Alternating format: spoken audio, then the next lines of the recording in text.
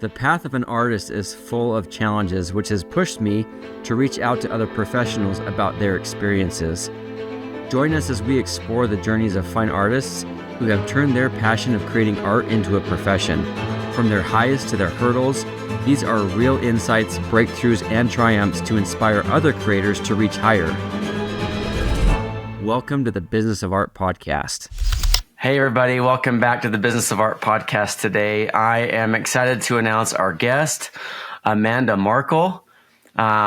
She was born in Colorado. Anyway, we'll talk about her in a second. But Amanda, thank you so much for giving us some of your time and for being on the podcast. Hi, Mark. Thank you so much for having me. I'm thrilled to be here and just honored to get to share my experience so far. Yeah, this is going to be awesome. I'm going to give a little bit of background on Amanda, and then we're going to jump into her story. She's going to tell us, and we'll kind of go from there. So Amanda was born in 1994, so she's really young, and she's a full-time artist, which is like freaking awesome. So as a sculptor, she's been primarily self-educated.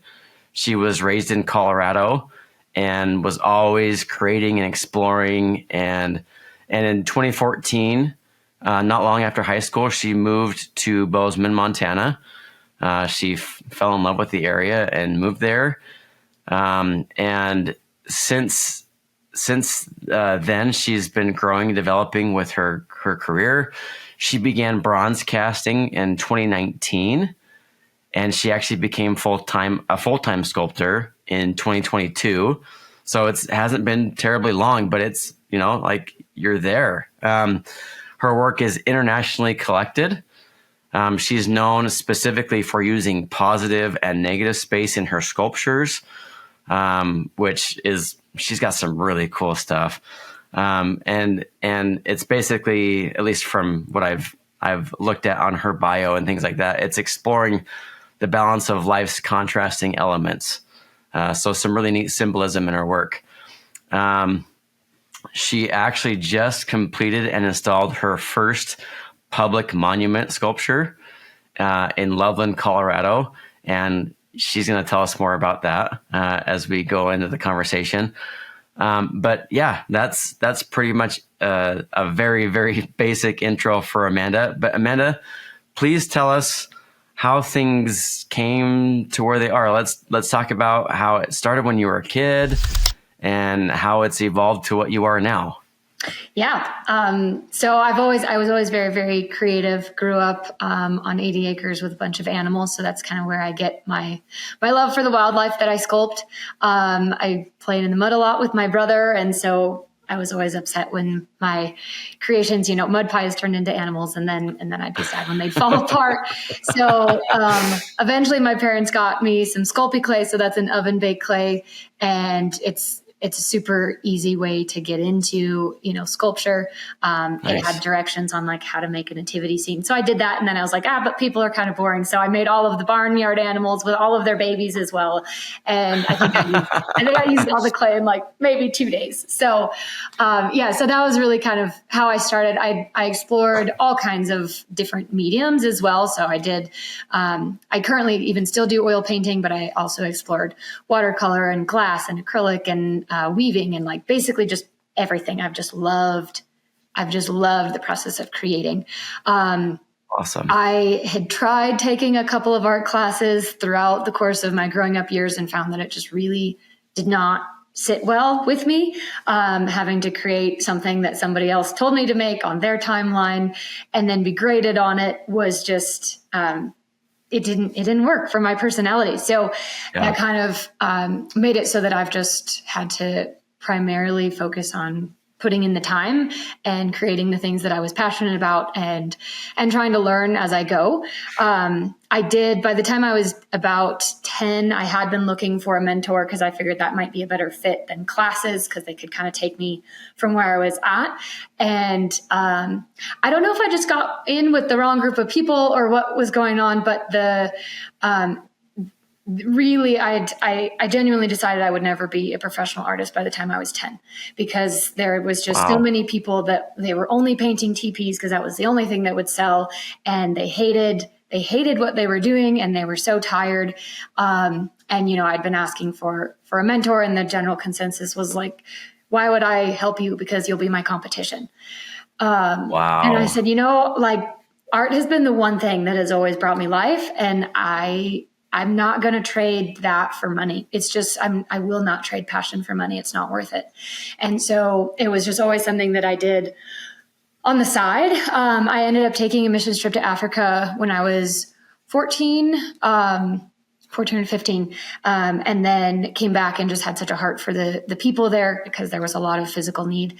And so I helped to set up a 5K race as a fundraiser, and then actually did a lot of sales of my artwork at that time, and used 100% of that to go towards the kids in Africa. And it was really interesting because that process, like, I don't know, I was shy. I didn't really love talking to strangers. And I think as I look back, that was a really huge step in being able to communicate something that I was passionate about, because I had to go door to door to different businesses to find prizes, and really to be able to have a conversation with an adult and say, look, I had this experience and it was really hard and beautiful, and I want to help these people. Would you buy some art, or would you donate to the race, or, come and sponsor it? And so it helped me to be able to connect that process of heart to head to speech. Because it was hard. It was really terrifying, and I wasn't particularly good at it. I struggled in school a lot growing up. I didn't learn to read till I was almost 10. And so there was a couple of things that, I think sometimes when you're wired for art and the creative side, other things are just slower to connect. And so, I think my parents were really, really good at making sure that I didn't feel behind and ashamed because of that, which was huge. So, if you struggle with other things in life, know that's actually quite normal for artists. But yeah, so that was really a big thing. And it was really fun to kind of see then through the sales. We did that race and sales of the art for about 3 years, donating to that. So you're like 15, 16, 17, like right around that age? Yep.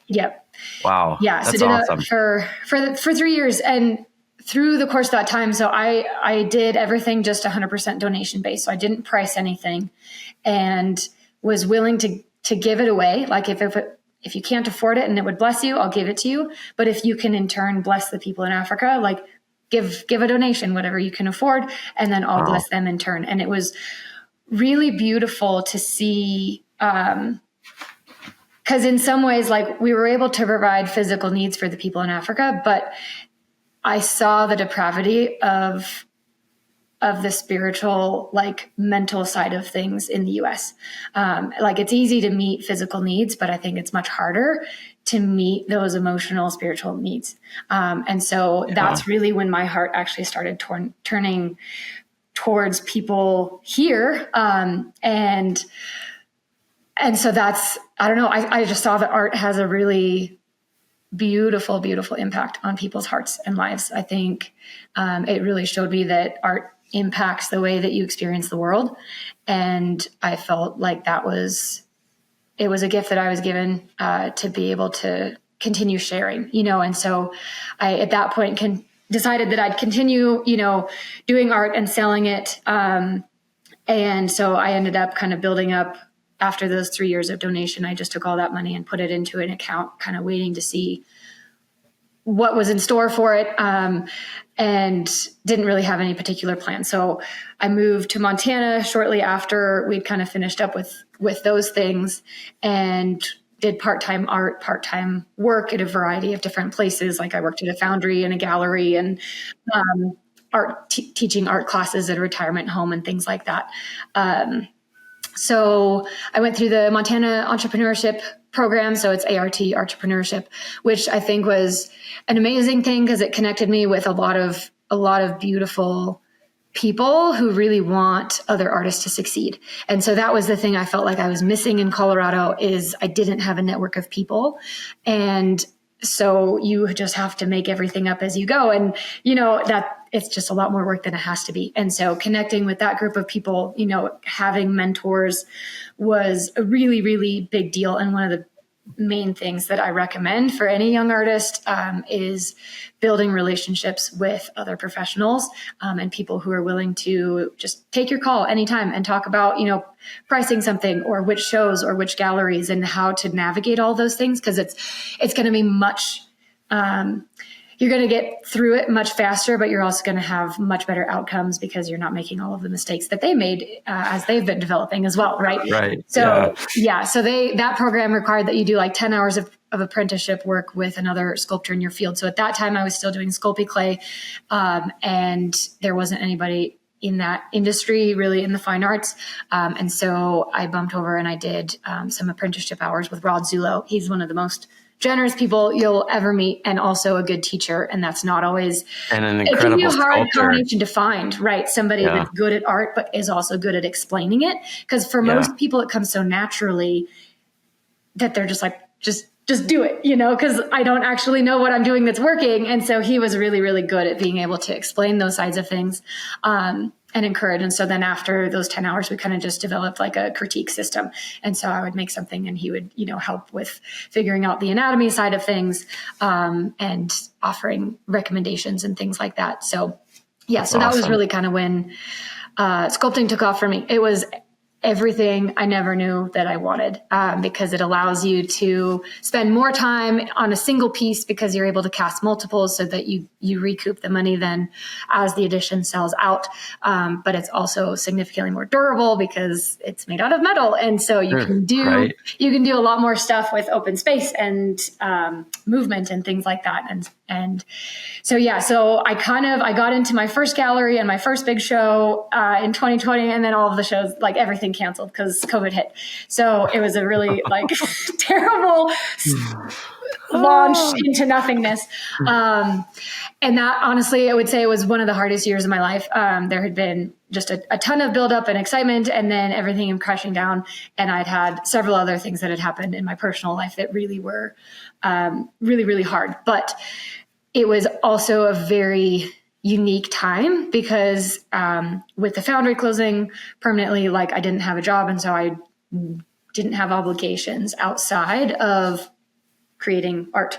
So I'd kind of taken that season and said, okay, I'm going to make as much as I can. I'm going to explore and play and figure out really, what do I want to say with this? What am I doing? Who am I through it? And so Terry Hall, she's also one of the gals that has done some mentorship with me. And it was one of the exercises that she did was honestly one of the most powerful things that I think you could do, because I loved everything. I loved making all of the things and all of the ways and all of the mediums and all of the styles. And I had always been told, make one thing and one medium and one style and do that. And I was like, you're boxing me in. I can't handle it. You know?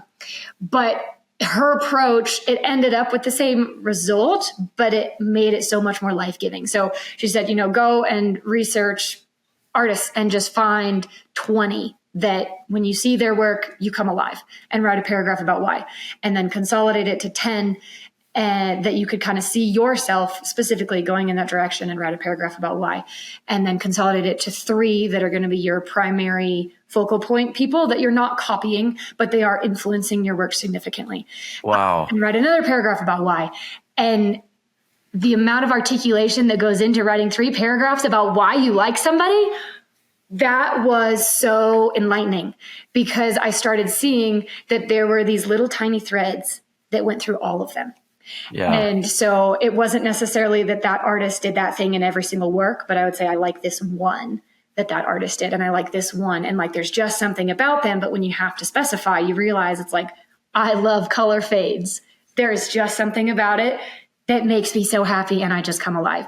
And so when you understand really what it is that you love about art or what you do, you can replicate that and do it in every single piece. And suddenly, I had all of these different potentials that I could have done that then siphoned to this hourglass of okay, so if I do these 3 things every single time, I'm going to love the piece.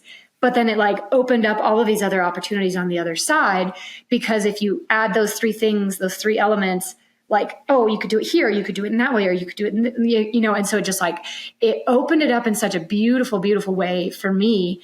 And I understood why I wanted to do what I was doing. So definitely like take the time to do something like that. You learn a lot about yourself, but it made it so that I wasn't feeling boxed in. It made it so that I was alive and excited every time I was creating something. And you had some clear direction, right? Like it gave you a direction to focus your energy. Yeah. And you probably I'm just like thinking about that whole experience. I wish I would have done that. I wish I should do that now. That's a fascinating exercise to go through. What a brilliant idea. Everybody listening, take note. Do it. Yeah. Serious. That's powerful. For the last 12 years, I have been a professional oil painter, and it has been an incredible journey with some really big challenges and a lot of successes. I've been included in some of Western Art's biggest museum shows. I've been featured in some of the top Western art magazines. I've sold hundreds of paintings, and I've made a really great living. But there's definitely been a massive learning curve to get my art to where it is today. So I've set out to help shrink that learning curve for other artists who are on the same path that I was. I'm really excited to announce the early bird launch of my online course, The Business of Art.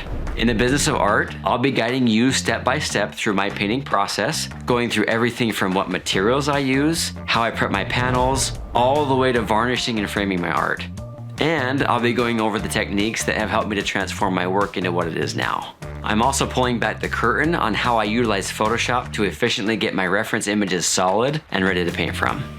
But that's not all. Understanding the value of your work and how to price it is crucial, which is why I'm also including my painting price calculator. I've personally developed this calculator over the last several years, and it has made pricing my work extremely simple and has saved me a ton of time. Guys, I truly believe that this course is worth the investment and will be a great resource for you on your art journey. But if you don't find the value that you're looking for, we have a full 30-day money-back guarantee. Click the link below, and I look forward to seeing you in the course. Yeah. So I'd had those couple things coming into that season where I was creating. And so I was really looking at, what does the bronze industry look like? What's working in it? What's not? Why are people, creating what they do? And there's a lot of, since I'd kind of switched over from oil painting and sculpting clay, right? There was a lot of constricting factors within bronze that made it difficult. Like, so if you're painting, you have a variety of colors that you can use, and you can use background colors, and sculptures don't have backgrounds, and things like that, that sometimes when you put yourself within constraints, it actually allows you to be more creative because you have to problem solve to get around those constraints, and that is what creates something new. So since I had done that particular exercise with painting, not with sculpting. So I wanted to take the things that I loved about painting and I wanted to introduce them into sculpture. So for me, I love color fades. I love the simplicity of a sketch where you can have a couple of simple lines and then your brain gets to just fill in the rest, right? So you're actually like co-creating with the person viewing the work because they're filling in the spaces as they're looking at it. I love that concept. And I love the fact that you have lost edges that just fade kind of into the background. And I was like, you can't, and I also love movement and motion and things that look light, right? And bronze is a very heavy medium. You have to have anchor points so that it can be structurally sound. And you can't just have a lost edge on a leg because then the three-legged horse doesn't work. Right. And so I was trying to figure out like, how do I incorporate those things that I had found in that exercise in painting into sculpture, which is the direction that I'm choosing that I want to be going. And so that's really where the negative space was born within my work is that idea of sketching and lost edges into pieces because I wanted them to be light and flowy and have a lot of motion. And that's really, really very difficult to get in bronze because it's just a very heavy, clunky medium. So I think that honestly, even though, like I said, it was one of the hardest seasons of my life, it was also one of the best because I think that having work that is very identifiably me and not anything else that's really on the market. I do have a very unique style. That's been one of the main factors, not the only one, but one of the main factors that I think I've been able to become so recognized and known so quickly, because it's easy to know who I am and where my work is, and people are actually really, they're enjoying it and responding to it. So I'm very grateful for that season, as hard as it was. And that's kind of where I started including stories into my pieces as well. I am, for me, all of my pieces are very personal, and I think they are for a lot of artists, but it's like I work on the sculpture, but the sculpture and the process of making it is working on me just as much. Like I'm learning and growing through that process. And so like the first negative space piece that I had done, it was a wolf head, and it had all of these pieces that are embedded within the face, right? You can't see them. And the title was intero, which means whole. And so it was kind of the concept that we all have pieces of ourselves that we feel like they're not enough and they don't measure up, and we want to hide from the world and just pretend like that part of us doesn't exist. But in reality, like those things are so tied together, and they're part of what makes us who we are. So the sculpture itself, without the negative space, would be fine. It'd be a good wolf. But with the negative space, it actually makes it incredibly dynamic and unique and beautiful. And so it was that realization in that time for me, that I was learning that within my own life and journey, that then I was able to put that into a sculpture and say, look, this is the visual representation of what I'm learning, that we have those parts of us, but they're really beautiful. And that is, it's a good thing. And it makes us beautiful. And we are whole, even with all of those things, that we sometimes try and hide. So, right. Yeah.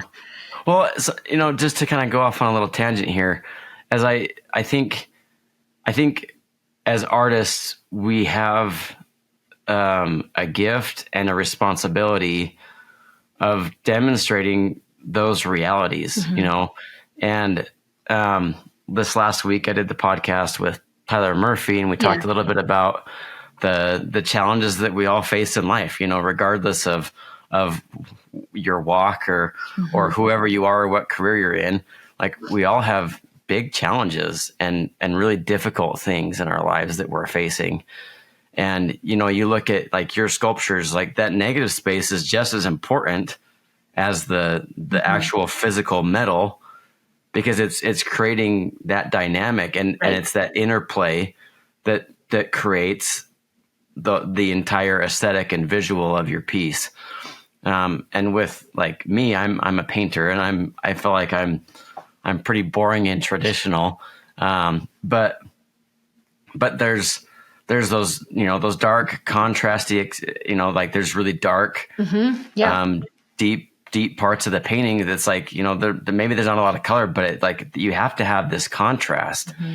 And so I think art symbolizes our lives in so many ways, and like not to go too foo-free la and all these ideas, but to me it's real. Like these art pieces that we create, they're like these little examples of the reality of life.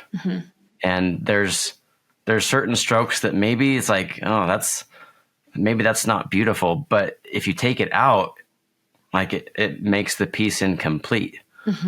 And so I think it's foolish to think that life should just be wonderful all the time. And, you talk about that time you went through with COVID and how everything came crashing down.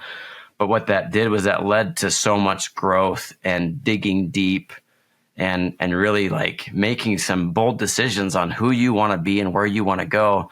And that's formative stuff. Those are situations and experiences that have made you who you are. And without those, like, who knows where you'd be. Right.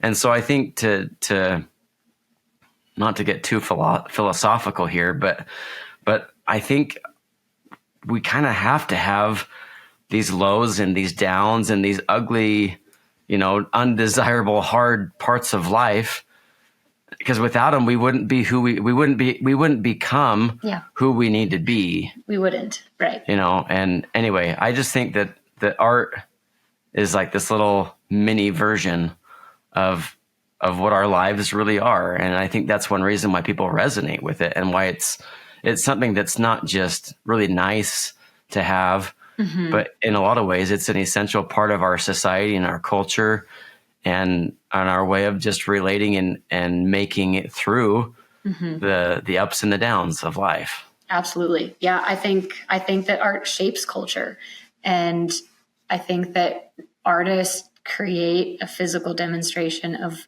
abstract concepts. And so when you're going through something hard, like how many times have you thought back to something that you've seen that was beautiful, whether it be art or a mountain range or whatever it is? Like we need beauty, but art incorporates even more story into it because it's personal. It's somebody made it. Yeah. And there's just, I think I'm just honored to get to be a part of telling that story and sharing that with people. And for the longest time, like the stories were so personal to me that it was a little bit hard to share them, because it's like, that's really putting yourself out there, and I don't know that I should be telling people that I struggle with depression sometimes and things like that you're like, I don't know that people should know this. Yeah. But as I started going to shows and telling, a couple people here and there, and they break down crying, I was like, oh, everybody has these. We need this. We need to have these moments where we can connect on the reality of what it is to be human. And I think art just is an extraordinary platform for that, because it opens people's hearts. It just opens people. Yeah. I think that, you look around, sorry, I'm a baby. So when it comes to like emotional stuff, okay, I just start to lose my crap. I'm going to hold it together though, cause that would be embarrassing. But there is so much beauty that we see in the world around us. Like you're talking about like a mountain range or a sunset or a sunrise or just the way the light's hitting this mountain over here or whatever it is, there's so many things around us that are beautiful. And as artists, like we're mimicking some of that. And it's like, we're bridging that gap. And it's like, we're trying to create something beautiful and mimic some of this incredibly almost like I've never made a mountain. I don't know anybody else that has really, besides God, Yeah. And so in a very small scale, we're mimicking that creation.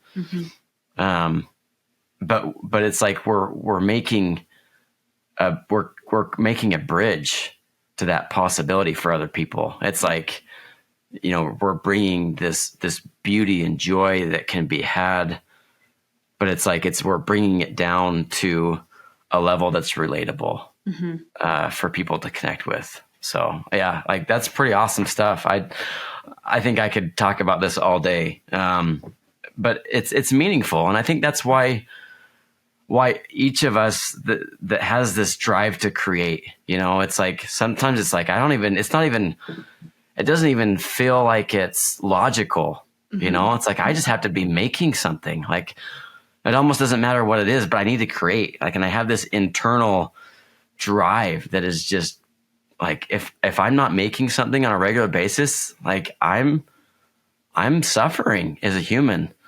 And it's like, I need it. And like you were saying, it's like, it's working on me too in that process. But I don't know how to describe it, but as artists, like I think we all kind of have that internal drive to create. And I don't think it's just for no reason. I think it's because there's this beauty that we can create that lifts everybody, and it's like, just think about what would our society and our culture look like and be like without art? I don't want to imagine that. It would be ugly, and it would be sad and depressing. And it's like, we gotta turn this into something pretty and find some meaning through all this. Well, and I think I think that artists are meaning makers. Yeah. Because we find that little glimpse of light in the darkest times, and we capture that moment and we share it with people.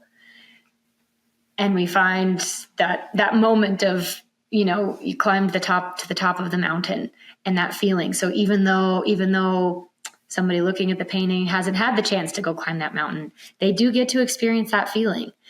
And those moments, I think those are the things that get people through. So when you're in a hard time, like, you need to remember that it's not going to be this way forever. And you need somebody to remind you of that. And artists do that. Yeah. Yeah. And it's crazy what I think artists do. Like, I think of a lot of, obviously as an artist, I look at a ton of other artists all the time. Right. And I'm always gleaning and learning. And it's funny how, like, artists have this wild ability to turn something that really isn't that exciting. It's kind of even the mundane, simple things in life. But for some reason, it's like they found beauty in it. And it's like they enlarged the beauty of that simple thing and made it so it's like, oh, that really is beautiful. And when in the normal walk of life, just through, when you're busy going through just a regular day, it's like you'd see that and you wouldn't think twice about it.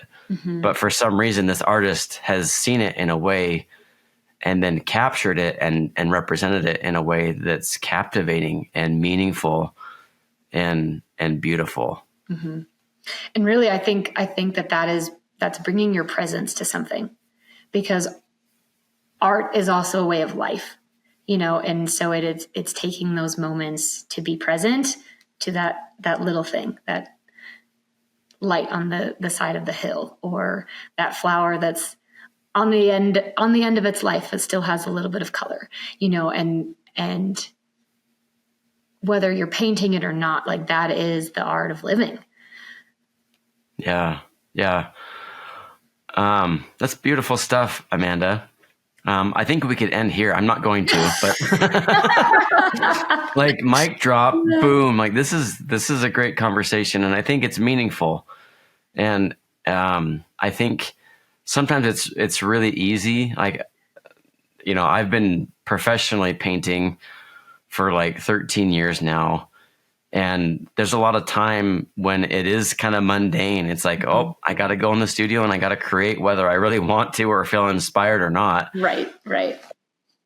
And so I guess my next question for you is, how do you find the balance? Because it's not always like this really rich, deep, meaningful experience, maybe at least for me. But how do you find a balance in your efforts when, maybe you're not inspired or you don't feel that spark, that life and excitement that we all love to have, but it's not always there? Yeah, I think, it is a balance, because creatives do need inspiration, but you're also running a business. And so you do need to have that balance of figuring out, if you don't feel inspired, why don't you feel inspired? Are there things that you can do on a regular basis to help you get into that flow state? Because it's actually not an elusive, like, it just happens sometimes. It's like there are actually, if you pay attention, there are things that will help you get into that space. And so whether it be, you need to have time resting, maybe you need to go for a hike, maybe you need to spend time with people, maybe you need to go look at other art. I don't know. So there's an element of, understanding what you need in order to get yourself into a good space. And then there's the element of developing habit and routine and a willingness to do it when it's uncomfortable. So there's certain things that you can do, like in your studio space. For me, walking into a cluttered space is very annoying. And so if you're able to, before you end your day, clean everything up so that the next day when you go into the studio, you don't have that like in your head. So you make it as easy and simple and fast as possible to get started. So you just take away all of the things that are going to keep you from doing it. And then it helps to be able to create those routines. So Atomic Habits is a book that I would highly recommend. Great book. Yeah. So they really break down, like if you have a goal, break it down to the smallest little step, to the point where it feels silly, where like instead of saying I'm going to exercise 5 times a week, you say I'm going to put on my tennis shoes. Because then you create this positive feedback loop, because you can put on your shoes 5 days a week, right? And so you do that, and then your brain says, oh my God, I did it. And so you create this like, okay, I did it. Maybe now I actually go for a walk, and maybe now I actually exercise. Because if you have your shoes on, you might as well like walk to the mailbox, right? And so then it creates this thing where it builds. Whereas I think for the longest time, like I've been such a high achieving perfectionist that anytime I would set a goal, it would be a very, very negative thing, because I wouldn't do it as much as I wanted, or I wouldn't do it as perfectly as I wanted. And so then I was always just like putting myself down and hating the fact that I couldn't actually achieve what I set my mind to do. And so reading that book was a huge reframe, because those negative cycles really, they can be very destructive. And so understanding like, how do you work? What works well for you? Are you good in the morning? Or are you good in the afternoon for studio space?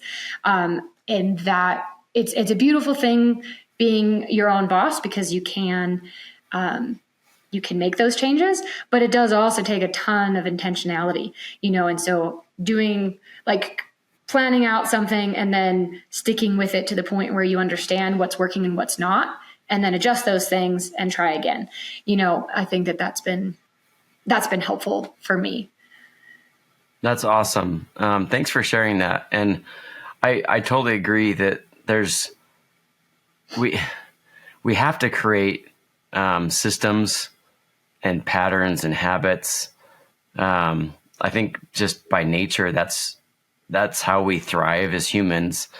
And, I think as creatives, we're constantly giving. It's like we've got a hole in the bucket, because we're draining that energy into our work.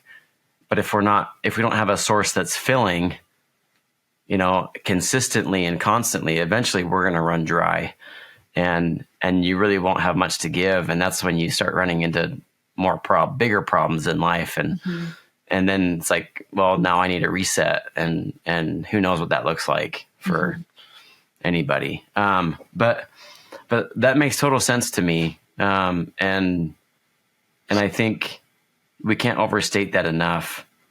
Nobody has unlimited resources for just, creative energy and things like that. So something for me that I've been doing lately goes along the lines of exercise. Like for me, that's, if I have even just like I have this little 1 mile loop that I can do right by my house. And if nothing else, I can even just walk it, and it takes like 15 minutes maybe, and in the end, I always feel better afterward. It's not always, in fact, most of the time I'm like, ugh, do I really want to do that? But every time without fail, I feel good afterward. And it's something that replenishes me, and it gives me a boost. So I think, for anybody listening, like there's just certain things we have to do to take care of ourselves. And, I love Jordan Peterson's work. I think he's a genius. And it's like, we need to treat ourselves as if we're somebody that we're required to care for, and when you kind of have that mindset, it's like if you had a sick dog and the vet said, you need to make sure this dog gets this pill once a day, like, by golly, you're going to make that happen. But when it comes to somebody giving us like, okay, Mark, you need to do this and this every day so that you can have optimal health. Like, it's like, well, nah, it's not that big of a deal, but if it was your dog, you'd be all over it, know? And so we need to treat ourselves with the same respect. And I love that Peterson, because that's actually, I was exactly going to go right there, because I think that his stuff in that season, like I said, there was a lot of other factors playing into why I was in such a dark hole. But I'd really kind of come to the end of myself. And I didn't know how to get out of it. And so I started listening to Peterson, just all of his podcasts in the background all the time, constantly. I was his top listener for that year on Spotify, in the top 1%. And that's a lot of content, right? But having that as a resource, though, I think that growing up, like there are just these things that get ingrained, and there are parts of ourselves that we strongly dislike, and we don't know how to love ourselves well. And so that, for me, I kind of got to that point of realizing that, like, it's only going to get worse from here. Like if I nobody else can save me. If I don't do something different, we're going to be in a very, very bad place.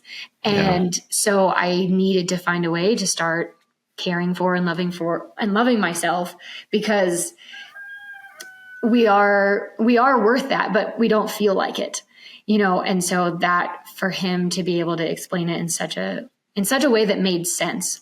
And it's like, well, so if I don't want life to continue being horrible, the best thing I can do is care for myself, even though I don't necessarily want to. But after about a year of doing the things that, like, just pay attention and see what's working and what's not. And you just say, look, I'm just going to buckle down and I'm going to do those things that I know help, because the goal is to not be here in this dark space forever.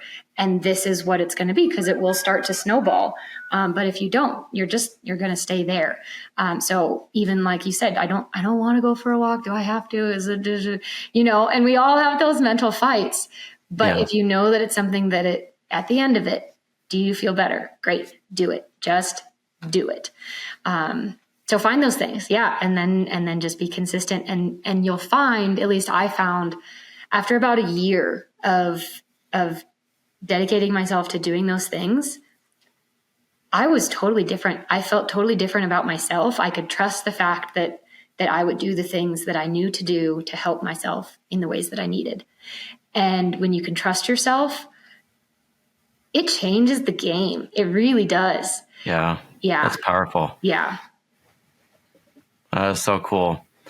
Thank you for sharing that, Amanda, by the way. That's personal, but it's meaningful and it's real. And I think we all need to hear it, and we all need to be reminded of these kind of things. So let's shift gears just a little bit. Going towards kind of the professional aspect of work.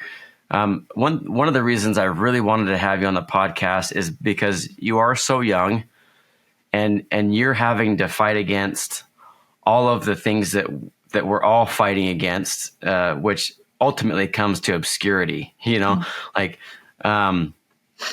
There's so much visual noise in the world, especially with social media, and everybody's chasing the dopamine. It's like this novelty dopamine thing that people are getting sucked into. And so I guess my question is, like, what are some of your thoughts on why you've been successful, and maybe how have you, in the midst of all this visual noise happening all around, how do you feel like you've been able to make a name and a voice for yourself that people, like, they stop scrolling? Oh, that's it. How do you feel like you've gotten there? Gosh, that's such a big question. So I think that it's very, very easy to get stuck in thinking that there's one way to do it, and that, you have to get into this gallery, you have to do this show, you have to do Instagram, you have to.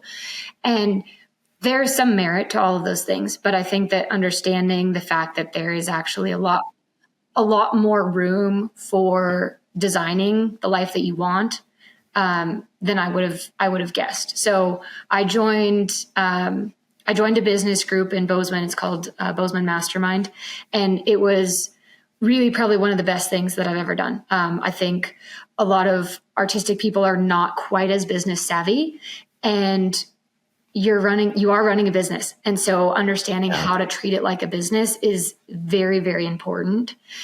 So this particular group, I was actually the only artist in it. It's just a bunch of other business owners and entrepreneurs from around the Bozeman area. And we get together once a week and we help problem solve and brainstorm and figure out like, where are you getting stuck and how can we help get you unstuck? And what opportunities are coming up and how can we help, prepare you for that so that you can do it in the best way possible. That's awesome. And things of that nature. Right. And so I was able to really start gleaning a lot of information from other business savvy people. I was not. I've learned so much and it's been exceptionally helpful. So they're actually the reason that I have started sharing more of my stories, because they saw a lot of value in that. And so like helped me realize that value and how do you share those well and those types of things. And then they're also the reason that I'm doing business full time now, because they asked, Nick asked the question, like, do you actually want to do this full time? You've been part time for a while. What do you actually want? And at the moment I wasn't able to answer that question. I was like, I don't know. Like that sounds scary. Yeah. And so, by the end of the conversation though, I was able to actually say, okay, yes, I do. These are the 5 reasons that I haven't and that I would be scared to. But defining what it is that you want is, I think, the most powerful thing that I have learned in this journey. Because when you understand what it is that you desire, it actually also shows you all of the things that are in your way to get there. Yeah. And so then I was able to problem solve all 5 of those things, and I quit my job the next week. But if I hadn't been asked that question, if I hadn't specifically defined, yes, this is what I want, I would have just continued like, it's kind of fine. It would be scary to do it. And yeah. So, right. I quit the next week. So understanding what it is that you want really, really matters. And being specific about it, because I start by saying full-time art. Great. But then what's the next thing? So partly for several reasons, partly you get the most, again, Jordan Peterson, you get the most satisfaction out of pursuing a specific goal. So there's that reason. So you'll have more joy and satisfaction in life if you're actually pursuing something specific. But you also are going to get there a lot faster because you're not wandering around. So I guess I wasn't as clear as I could have been on, so what within the arts, what would I want specifically? And so I've kind of done shows and I've done galleries and I've done this and tried Instagram. And so you can have a tendency to get a little bit spread thin. But if you know specifically okay, I think I don't like talking to people, so galleries are going to be my thing. Great. You can really go in that direction and optimize your business in that way. You can also say, I love talking to people, and shows, are so fun and exciting. And so I'm going to optimize in that way, because how you set your business up actually does change based on where you want to optimize. So if you know what you want, you can reverse engineer is what it's called. And so you figure out this is the end goal that I know right now. And then you figure out what are the steps and then the timelines to get there. And you can actually you can do that. You can collapse time and get there so much faster than just kind of waiting to see what happens. So I think that as far as, finding success, that has been a huge part of things, is really understanding what it is that you want. So, there was, somebody had given the advice that once you know what you want, start dreaming out loud. And so I started doing that as I started defining okay, do I want to do small scale work? Do I want to do monument work? Do I want to do commissions primarily? Do I want to do just my own work? What specifically, what do you want? And I kind of I started gearing in the direction of monument work, because I love that everybody gets to enjoy it without having to pay for it. Right. And so you get to share those stories and encourage all of those people, even though they don't necessarily have the money. So I have a passion for that specifically. And so as I was at shows, I just started saying, someone would fall in love with a piece and I'd say, oh my gosh, yeah, I'm hoping to do that at a large scale someday. And then somebody was like, oh my God, really? I would love that for my backyard. Right. And so that's actually how my first large scale piece happened. Is I'd had the design of the small wolf, and she loved it. And then we scaled it to a 6.5 foot scale. And then that's actually where this installation just came from, because then Benson Sculpture Garden saw it and fell in love with it. And my initial idea was actually for 3 wolves. And so then they commissioned the other 2. And so this piece just got installed at a 14-foot scale. But That's so cool. That all came from knowing what it is that I wanted and then dreaming out loud in front of people, because it allows doors to start opening. Because if you never tell anybody, nobody knows. But people want other people to be successful. So if anybody has a connection that they can make for you and they like who you are as a person, like, they're going to make it. So yeah, those 2 things in combination, you know, and with the added element of like build personal relationships, and really care for people well, like those, you'll go so far. You can do so much, but you can't do it by yourself.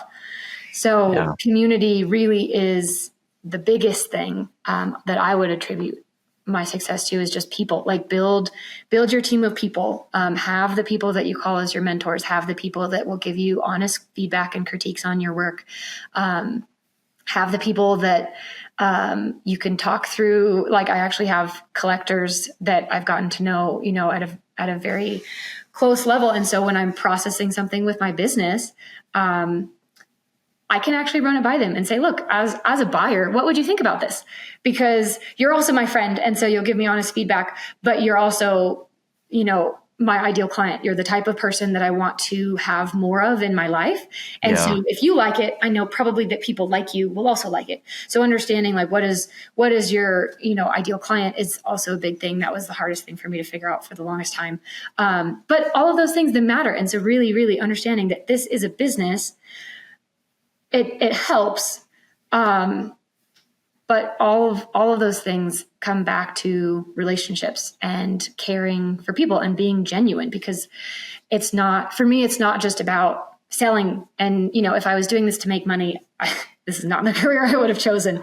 So there are definitely times that are lean, and you have to know why you're doing it, because there's plenty of times that I've wanted to quit. And so you come back to like, why are you doing what you're doing? And I am doing it because this is the most amount of good that I feel like I can do. Like, that I feel strongly that this benefits the world and that this is what I'm supposed to be doing. And so like, that keeps me grounded through all of those hard times that I don't want to be in the studio, because it's something that I believe is important work. And I think one of the coolest things though that's come from that is the people that I've gotten to meet. Like, there are so many extraordinary people in the world, and I get to know them, and I get to hear their stories, and I get to know like how they've come to be who they are and where they are in the world. And that is like the biggest gift that I never would have anticipated in being an artist, is you just get to connect with so many people throughout the world, honestly, because they come in from all over the place, and it is fun. It is so much fun. Yeah. Yeah. You're making these connections, these, like, you're resonating around something that's beautiful, you know? And I've found the same thing as my career has grown and blossomed and everything. That's one of my absolute most favorite aspects of the career, is when I go to shows or events and things like that, the people that you meet from different walks and experiences. And like, one of my favorite events that happens is up in Bozeman. It's the Warriors and Quiet Waters, where they're fundraising for veterans that are suffering with PTSD, and they take them out and they help them to develop life skills, to reintegrate into, you know, normal society, but also give them, you know, like a love for fly fishing and outdoors and all that kind of stuff. And I think it's like, what a really awesome cause and for this event, you know, like, I just go and finish a painting and then they sell it, and half of it goes to them and half comes to me. And it's like just a beautiful thing. But meeting some of those people, you know, and you have these people who aren't artists, but they're supporting this wonderful cause, and they happen to have a lot of money, you know, and they've, you know, I think some people give they look at people who have a lot of money and they think, oh, they're extortionists, they're evil, and they're stealing from society, you know. And while some of that probably does happen, you know, obviously you're going to find jerks and people that do rotten things in every walk of life. But by and large, the people I've been able to meet are wonderful, good people who want to make a positive difference in the world. And I never would have met them otherwise. Right. And it's empowering, it's exciting, and it's just, it's one of those beautiful aspects of being an artist and connecting with these people. Because obviously, as artists, we sell to those who have a lot of money, and that's kind of just the reality, typically, of why we can be artists. And anyway, I've really enjoyed that whole aspect of connecting that you wouldn't necessarily think of as, oh, that's one of the aspects of being an artist, but it can be a really big part depending on what you emphasize, you know, as far as like for you and I, like, I think both of us are a little more extroverted. And so being around crowds and people and connecting and making relationships is one of the, it's a giving aspect of what we do for us. When like my wife is like, if there's a crowd, I'm going to be somewhere else, you know, and, you know, we're all different, but I've loved that too. Excuse me. So something that I've noticed about you as I've kind of seen your career blossom, you know, as we've run across each other at different art shows and things like that. And in the Western art world, I think we've had a lot of overlap. And I think one thing that has always impressed me, Amanda, is that there's been a lot of shows that you haven't even been involved in, but you're there and you're mixing and you're mingling and you're making connections and relationships. And so like talk a little bit about that. And I think that's an important aspect that we should address, because like it's not always going to happen immediately.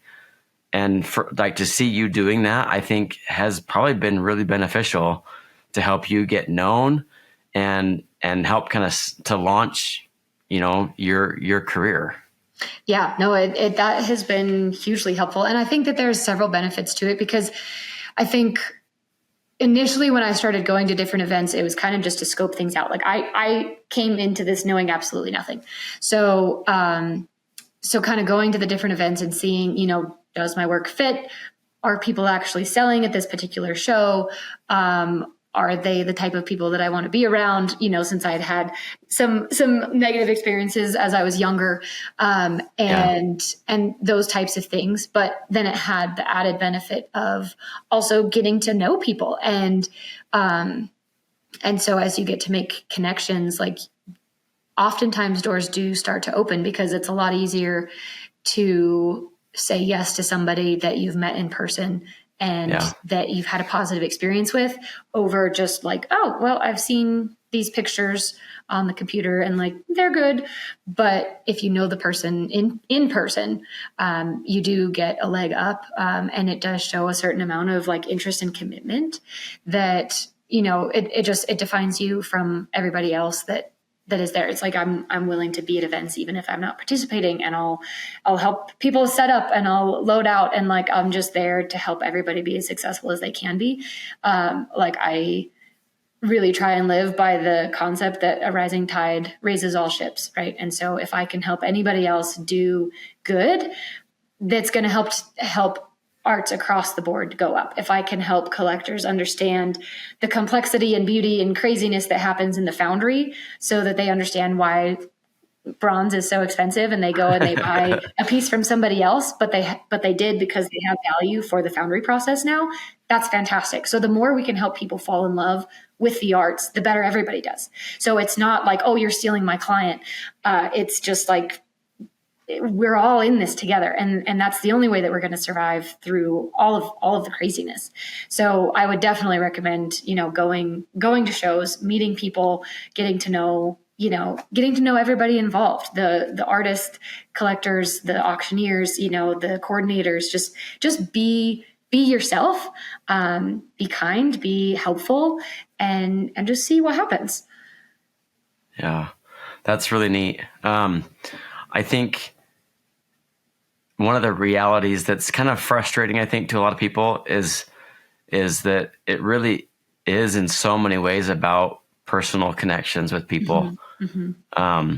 And like you said, there's something different when you've seen somebody's work online, like on social media, like, oh, they create beautiful stuff, but you don't know who they are as a person. You don't know if they're, awkward. You don't know if they work well with others, so on and so forth. And so to have that personal connection, it's like, oh yeah, I know Amanda, and yeah, she does really cool stuff.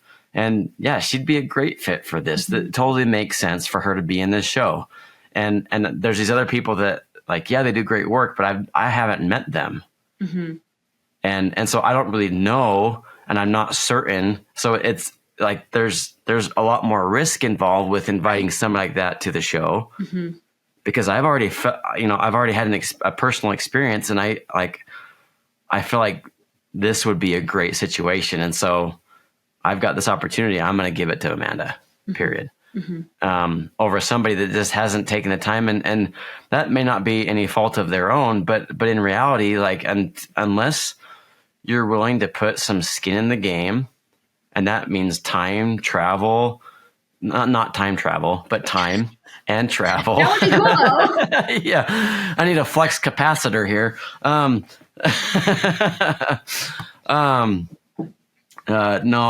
No flex capacitor necessary. That would be cool. But taking the time, and I think that every effort that we put into making connections in the art world is in some way is going to be beneficial, especially if you have the mindset of, I'm going to go and I'm going to be somebody who's giving and who's helpful, and that's going to bring more positive energy to the equation. I'm a positive force, not a negative force. And we've all met people who are both. You go to a show and it's like, that's Debbie Downer, and then we've got positive Peter over here or whatever. No, sorry, Debbie's. I didn't mean to single you out if you're listening. But anyway, it's just this reality. And ultimately, it's not necessarily who you know, but who knows you and who likes you. And so I think if you have the mindset of always being somebody who's bringing positive energy and who's generous and who's kind and helpful, that's going to do so much more for you. Sometimes even than having an awesome portfolio. Like, I think, but if you have both of those working for you, it's just a matter of time before you're going to start seeing some really awesome opportunities, come to your doorstep. Right. No, I'd absolutely agree with that. And I think one of the important things that I've found just across the board is we're all going to have areas where we feel uncomfortable doing particular things. So it's very, very important. Artists have to wear so many hats and be good at so many different types of things, that you're going to have ones that you gravitate toward, that you're good at, that you enjoy. You're going to have ones that you aren't so good at. And I think it's easy to say, oh, I'm not good at that. That's not the kind of person that I am. I don't do well in public settings. I don't give speeches well. Whatever it is that makes you uncomfortable, freaking do it. So be okay with the fact that it's not going to be perfect. And for me, again, that was a really, really challenging thing, because I got so in my head about everything needs to be amazing and perfect the first time. But that is, it's not true. We learn through things not going the way that we thought in our head, and through messing things up. And I think that we often have this concept of failure that is totally inaccurate. Like if failure is a word in your dictionary, you're coming at it from the wrong perspective, because you can't know what to do unless you know what not to do. And so for me, being able to get to that point of disconnecting, like if somebody says my art is bad, then I'm a bad artist, like, and taking it personally to, okay, that actually means nothing about me as an artist or as a person. They're saying they think this could be different. Do I agree? Do I not agree? I can take that. I can leave it. But so sure, maybe it could be better, but it doesn't mean I'm bad. And so that allowed me to start like accepting more and more critiques, because I was able to hear really hard feedback and then actually use that, because it doesn't actually mean that I'm a bad artist.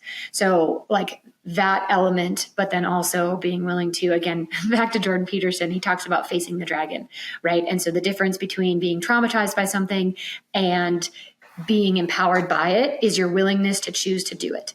So there was another book that I'd read. It's called The Subtle Art of Not Giving an F.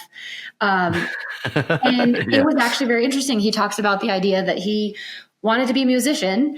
And so he started down that road and found that he hated setting up practices. He hated having to rent equipment. He hates trying to get people to show up for practice.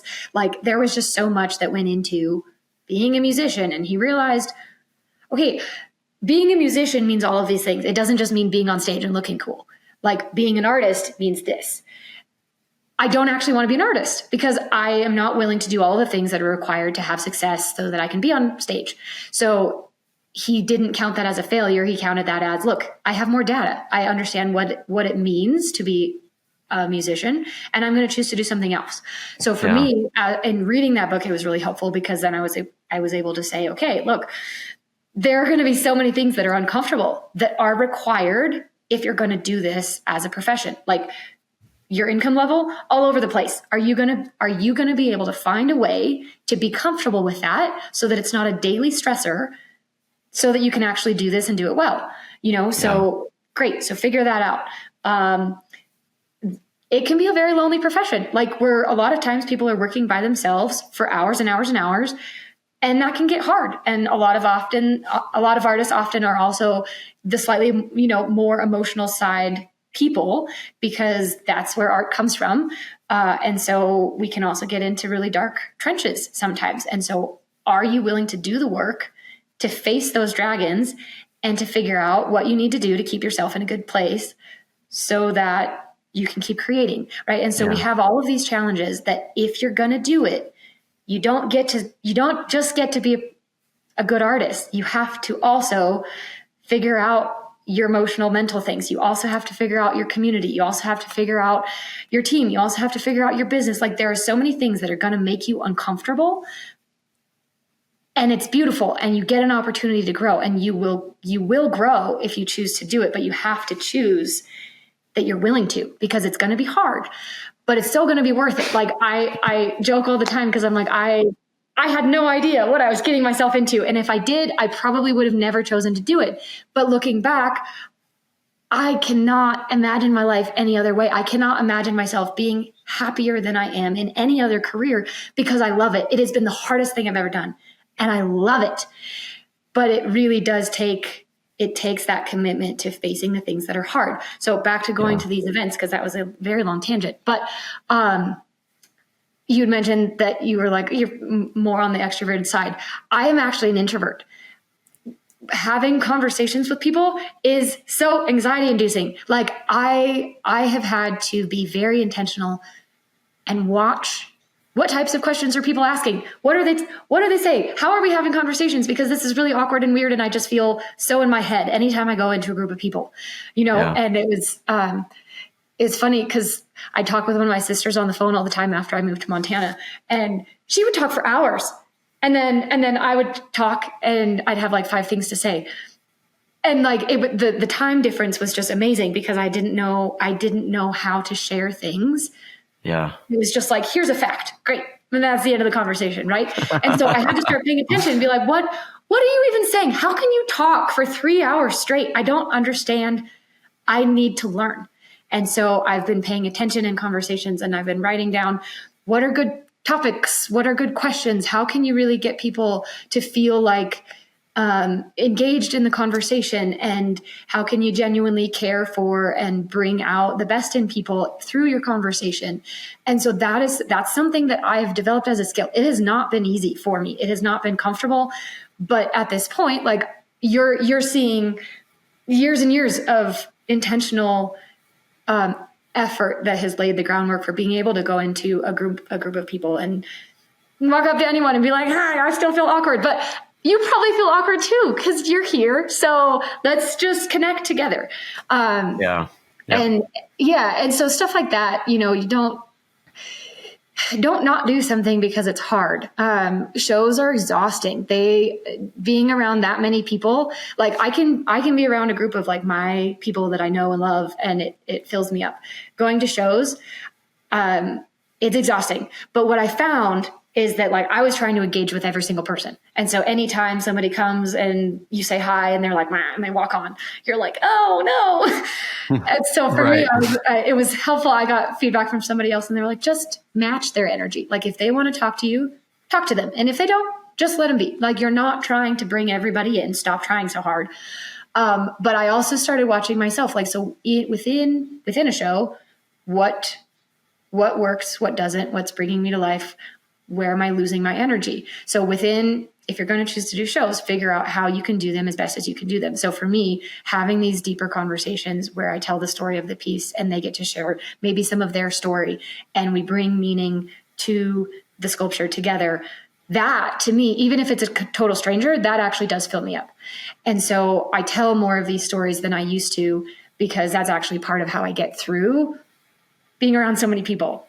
So you have to find these things, like be your own best friend. If you were there to support yourself and say, okay, great. What do you need? How can we help you do this in a way that's not just going to take you out the next day? Yeah. Let's figure out all of those little tiny nuances that like for the longest time I would say, oh, it doesn't matter. It's not that big a deal. I'm fine. But you could be better. So like do that. There are so many things that you can do to partner with yourself. And it has allowed me to start stepping into more of these things that like I would have never imagined giving a public speech. Oh my God, the dedication, there's like 200 people there. I had a microphone and I hadn't even had time to prepare for the speech. Like I wanted to know everything word for word and have it memorized and haven't been practicing it for like a month because that would have made me feel comfortable. Right. But like the timeline ended up just being super, super short. And so we got there and I'd had, on the car, this is actually really funny, on the drive to, from Montana to Colorado, I wrote out like, here's some bullet points.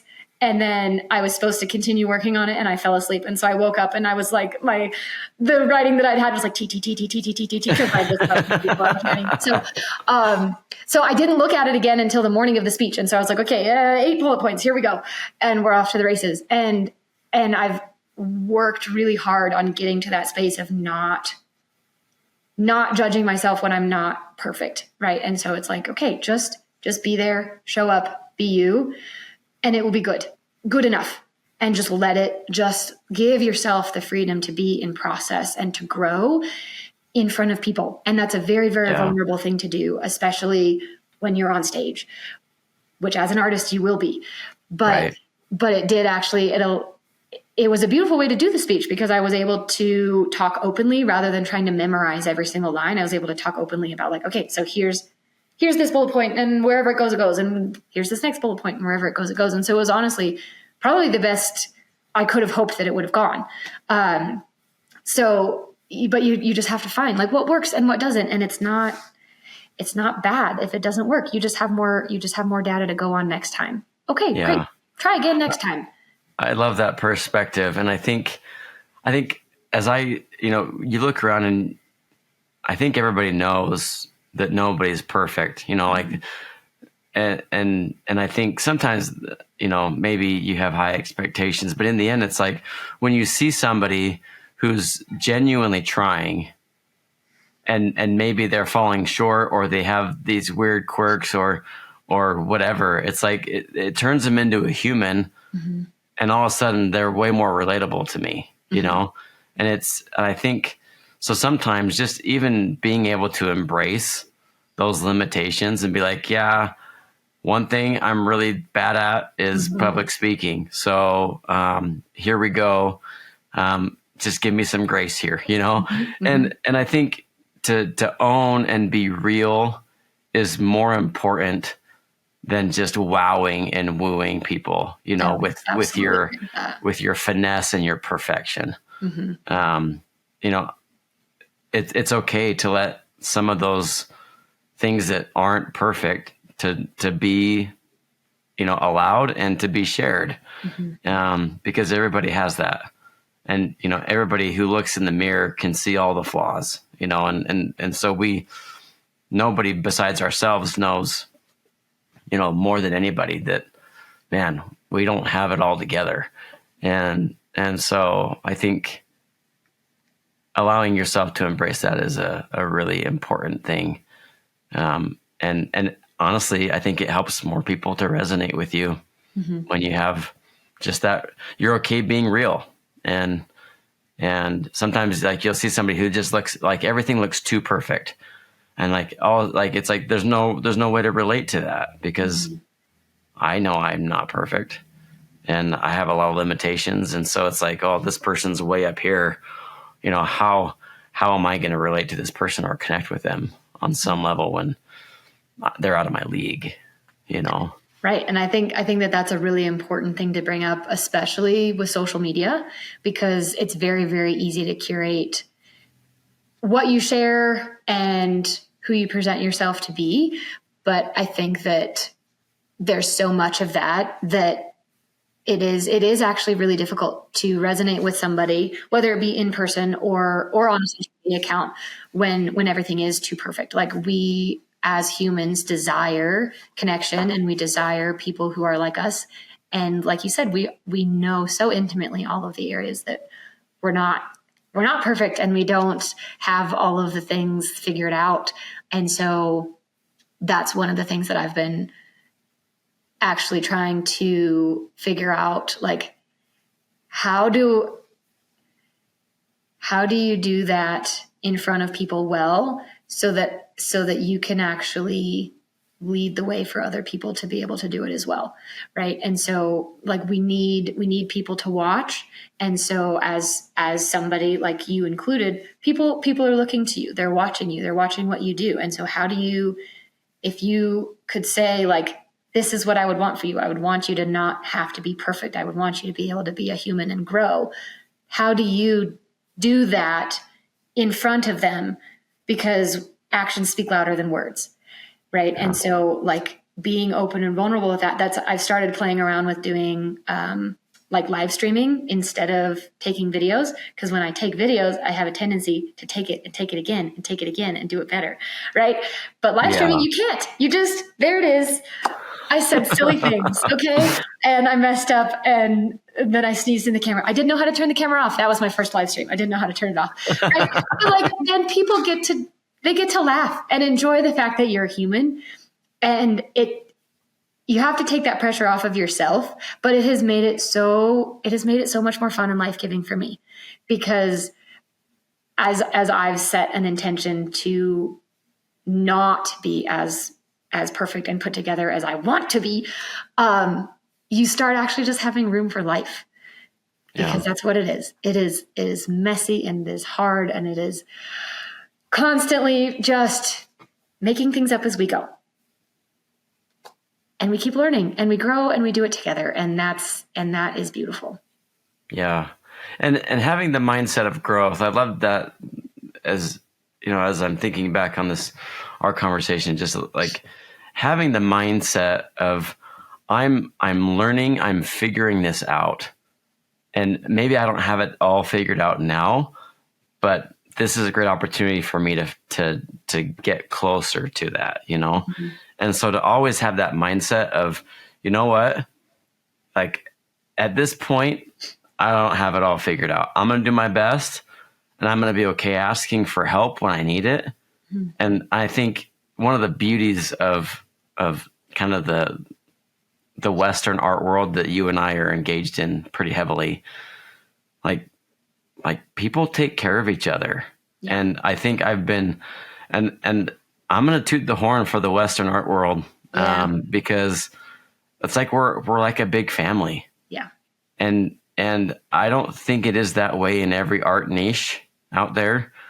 But I'm so glad and grateful to be a part of the Western art world, because like I've been blown away at how generous, and like it's like they're my family. Like these are my people. And when I succeed, they're happy, and vice versa. When they have an awesome show and maybe mine flops, I'm like, dude, way to knock it out of the park. And, Right. Sucks right now to be me.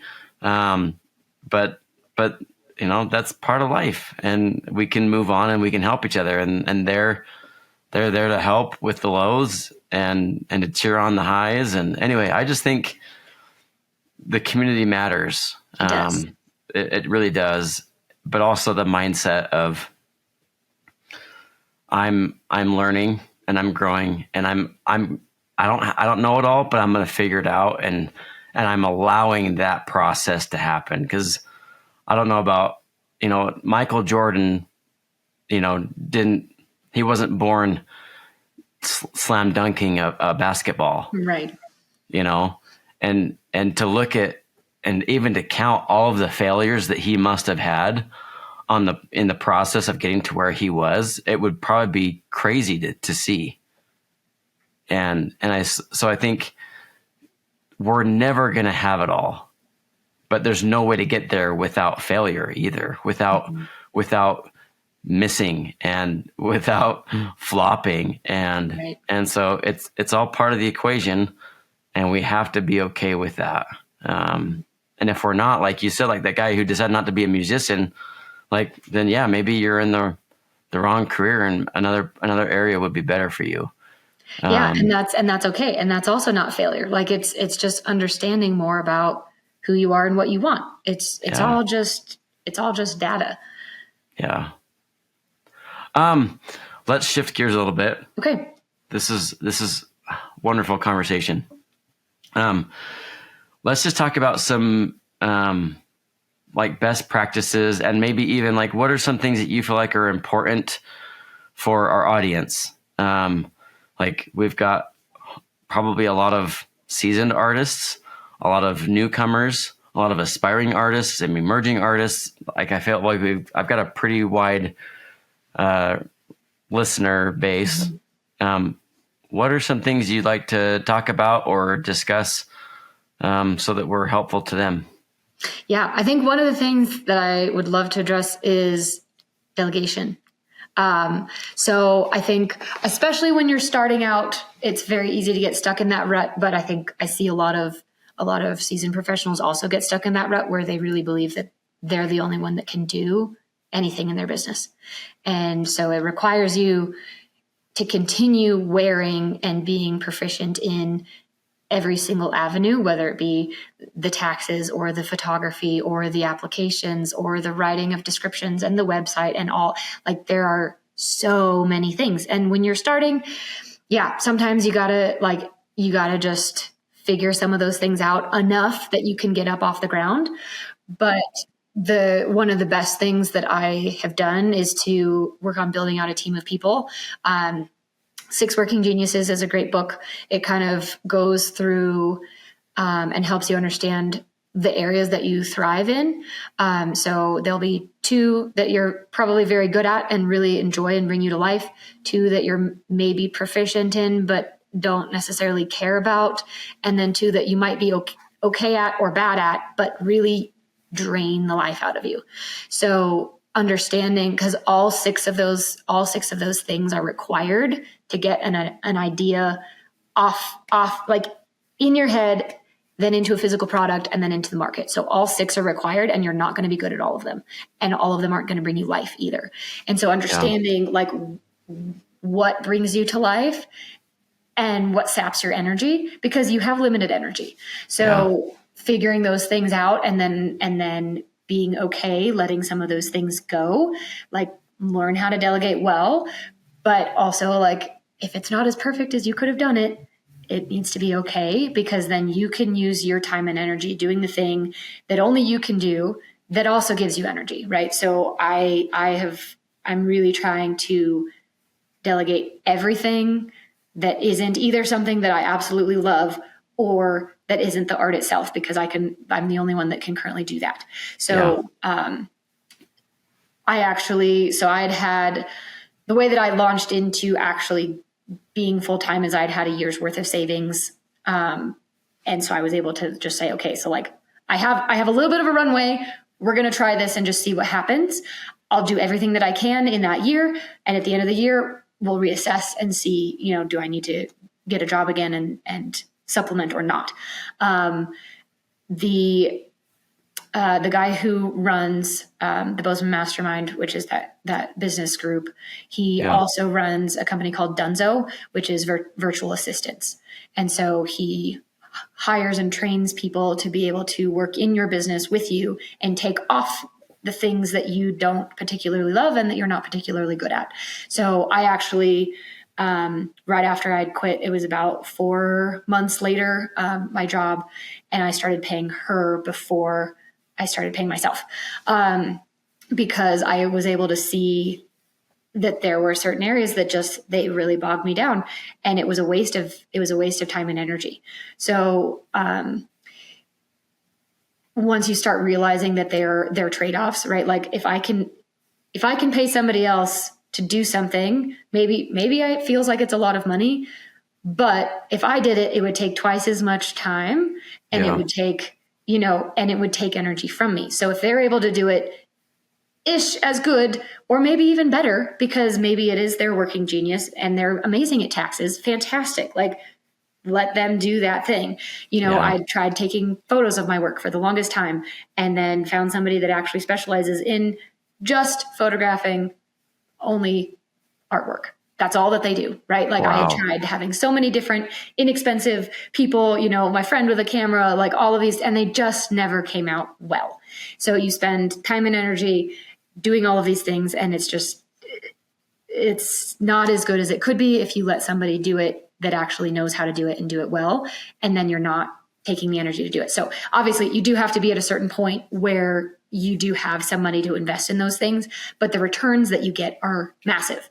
So when you stop having your attention divided so much, because stopping and starting projects, it does actually, like, multitasking isn't a thing, and stopping and starting, like it takes more energy to be able to do that than to just focus on your one thing. So that's also a good book, One Thing. I have so many book recommendations. We can include them at the end, but I would recommend hiring an assistant if at all possible. Especially if you're really wanting to do this as your main thing. Like, obviously it's painful paying somebody else, but I am actually spending time in the studio, and I don't think that I would be if I was having to figure out all of the other sides of things that I'm not particularly good at and don't particularly love. So that's been huge. Yeah, that makes a lot of sense, because it's not just removing a time burden, it's also a mental burden. Right. Mm-hmm. Because there's creativity and there's, time and energy. I'm like, it's funny. I feel like I do most everything myself with my business, just because I'm prideful and I think that I should do it all. But in the end, there are certain things, and I've partnered with some people, like with the podcast and my online stuff. I've got somebody who helps me a lot, and we're partnered together. So I absolutely see just how, and I've seen even on a small scale, how nice it is to hand something off to somebody else and just let them do it and be okay with the solution, because now it's no longer a mental burden. It no longer is requiring my time, my energy. And now I can focus that where it's going to be most efficient, most effective, and most empowering and fulfilling. And that is powerful. What a great insight. I would say that it gave me follow through capability, because I have so many ideas all of the time. And so I have a list of 100,000 things that I would love to do and that would be good and necessary and important. And you know how many of them I can do? Like, not that many. So being able to, it was funny because the conversation I'd had with Nick, who owns the company, I was like, I don't feel like I'm ready. I feel like I want to have my ducks in a row so that I can go to her and be like, look, this is exactly how you do things. And I have all of the systems and the programs that we're using and the client database and all of these things. But I was like, in all reality, though, I've been saying that I need to figure out these things and implement them and do that for the last 2 years. So if I haven't done it now, I'm not going to have time for it later. So I'm just going to hand her a pile of very messy things and say, please help. And that was hard to do because it's kind of a vulnerable thing to be like, wow, I have messy piles of receipts. Help me. I don't know how to do this, or I don't know what program to use for that. But that's her thing, is she loves researching. I don't like researching. I would rather not read if I don't have to, there are just things like that you don't know how much time and energy it's taking. And you also don't know how much faster somebody else is at it until you see them do it. And you're like, wait, you already did that. How did you already do that? That's because awesome. For me, it would have taken me weeks, and you did it in 2 days. Yeah. Okay, great. Like that's fantastic. So in some ways it does also mean that you need to be more specific about what it is that you want and where you're going, because if you are moving that much faster, if you go down a road that you didn't intend to go down, suddenly you're like 10 miles down that road. Whereas like if I'd started down that road and it was just me, I would only be 1 mile down that road. But now it's like, oh, okay, well now we have to shift a little bit. And so you have to be a little bit more on top of defining those things and shifting a little bit here and there as things go.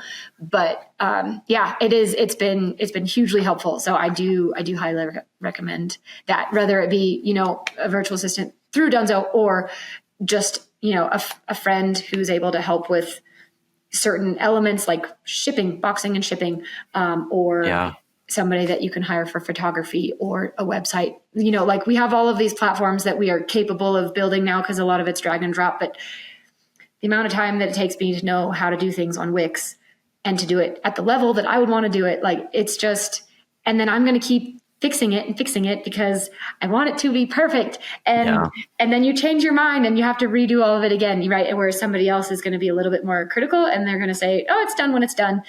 And if things have to change, they can change it, but it's just not going to drag out as long as I would personally drag it out. And then it's also like things that you do with people also have more meaning, right? And so if you have a team of people, it's not as lonely and it's more meaningful, and they get to celebrate with you as you do these different things, and help you to see things that you don't know about, where they're like, oh, well, maybe think about this, or watch out for that, because they see it from a totally different perspective, because they're not necessarily an artistic person, and their brains think differently. And that's fantastic, because we need all types of people. So get them involved in what you're doing. And, even just having somebody to like make sure that I'm not missing emails. I don't check my email all the time, but she makes sure that I don't miss anything. And that's a huge burden that I don't have to be on top of every single day, So it's great. I recommend it. That's really cool. With just some of the other things that I pursued, I've used UPWORK, which is another platform to find freelancers, and they do all sorts of stuff like website building, all the way to like, running ad campaigns on Amazon, and like it's so great. You can pretty much find anybody to do anything, bookkeeping, whatever it is. So I think that's a genius idea. And I think having, knowing what's that website you were talking about, that guy that Yeah, his company is called Dunzo. Dunzo. Okay. So there's probably a lot of different, UPWORK, Dunzo. There's probably several more out there, where you could find somebody to delegate something to. I think for me, something I would absolutely love help with is my newsletter. Sending out maybe either biweekly or monthly newsletters on a consistent basis. And that would be awesome. Well, and you know what's great about it is because they can put together most of the content, and then if they still need something from you, they can just pester you and pester you and pester you until you actually get it to them. Whereas like you're not going to pester yourself, and so it's not going to happen. Right. And so I'm like, it's okay to be annoying, right? Yeah. Just keep telling me that I need to get this thing to you until I actually get it to you. And also tell me that the deadline is like 4 days before it actually is, because I'll be coming in at the very end. That's how artists are. That's how we are. So I don't want to actually know when the deadline is. Tell me 4 days in advance and I will get it to you the very end of the last day that you tell me, and then you'll have it. And you'll have plenty of time to submit it. There are just things like that we have to know about ourselves. But having another person involved helps, because if I set an alarm saying that, this application is due, I know that it's not due for 4 days. And so I'm not going to do it because I'll have other things that I need to do. Right. And so it helps kind of, it's a forcing function to help some of these things start going a little bit better than they would otherwise go. Yeah. I think sometimes as artists, one of our unspoken mantras is never do today what you can put off till tomorrow, right? And it's funny because I don't think that we're actually procrastinating. We just have too many things that we want to do. Yeah. And having 35 hats that you have to wear on top of that doesn't help. It just doesn't help. Like, look around what other business owners are doing every single thing in their business. Yeah. Not most of them. Right. Most of them have a team. Yeah. So goes again back to knowing what it is that you want. Like, what kind of a business do you want? Where do you want to be going? What does success look like? All of those things. So yeah. I think that's awesome. What other thoughts would you like to share with our audience, Amanda? We've covered so much. This has been really good. Or maybe let's make this kind of the end and say okay, if you had some parting words of advice or encouragement, what do you think would be most beneficial for these people to hear? It is possible. It is. Like, people say that it's hard, and it is, but it's doable, and it can be doable in a really beautiful way that is life-giving. And I recommend it. Yeah. Amanda, you're only 31 and you're a full-time artist. Like, that's pretty friggin' awesome. The fact that you've gotten to the point where you've been able to make this work for the last 3 years, and you probably could have done it sooner, right? Yeah. Yeah. And I think especially with the things that we're facing today in society and culture, and just all the visual noise that's out there, it's like, this is possible. And if anything that I've tried to express and share with this podcast is to inoculate other artists that it really doesn't have to be this intangible, unreachable thing. And for me, when I was growing up, and I always thought the artists were they starved. And nobody really ever, very, very few people made a living as an artist unless they made it huge, unless they were in Hollywood or whatever it was. It was like they had to go so big. And it couldn't be further from the truth. Not that it's easy by any stretch. Mm-hmm. Like you said, it's not easy. But it is very, very possible. So I hope everybody that's listening really just has that driven home. And I think ultimately you have to believe it. If you don't believe it, then it probably won't work out. I think you do have to have that commitment to finding a way, because there are so many obstacles that will come up. And even with choosing to do negative space. So that's opened a lot of doors, but it's also made a lot of other things really hard. So working the foundry work, it has complicated that a lot. And the finance side of things, like there's a lot of other things, like you solve one problem and you create 10 others.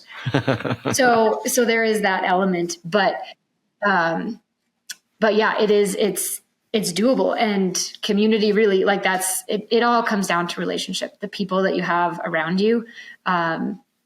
When at the end of the day, like I make what I make for people, and I am where I am today, and I'm capable of doing what I am today because of people.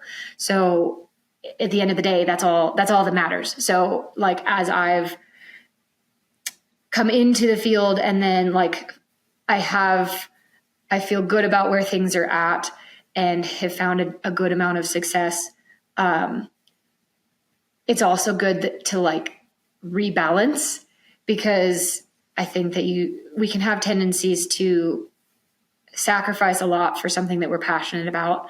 And so if you need to make sure to have like your guardrails and say, you know, I'll work this much, but never on this day, or whatever, the things that'll help you stay balanced, or that will help you know when you're going too far.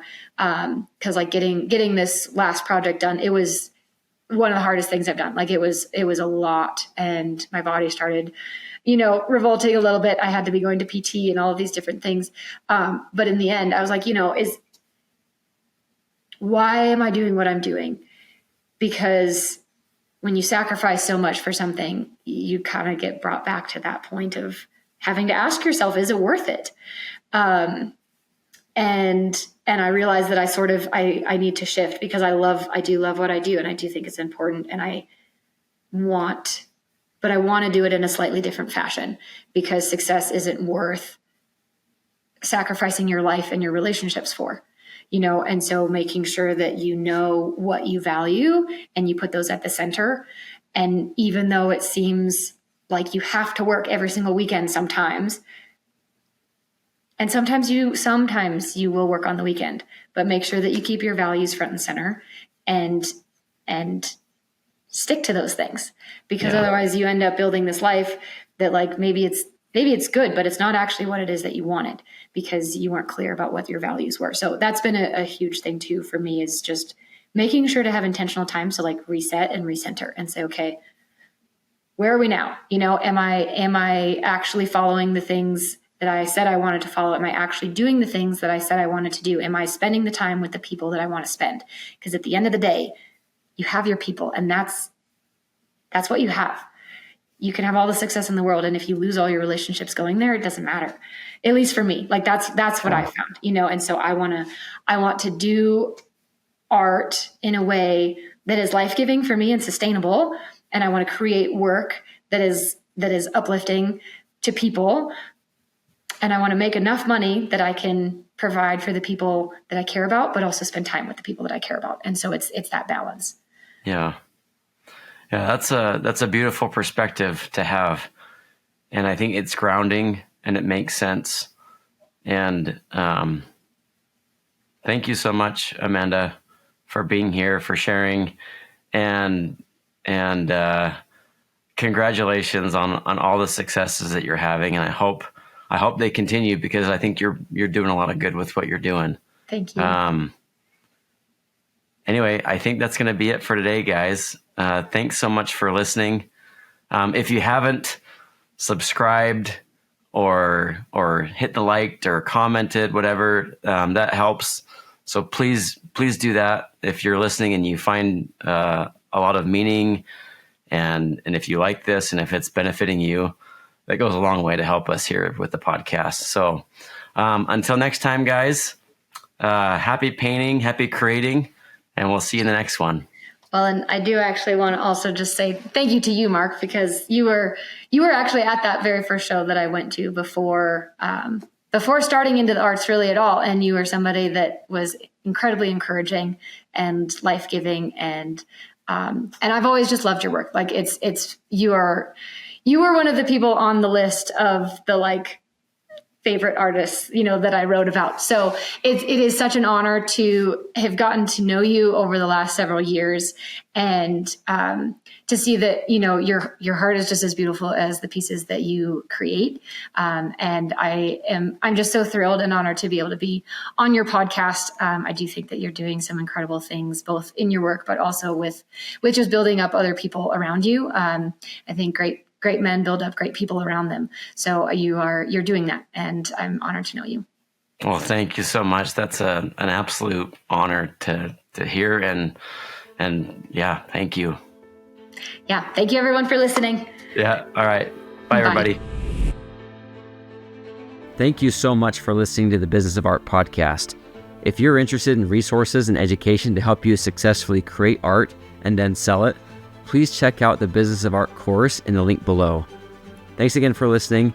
We'll see you in the next episode.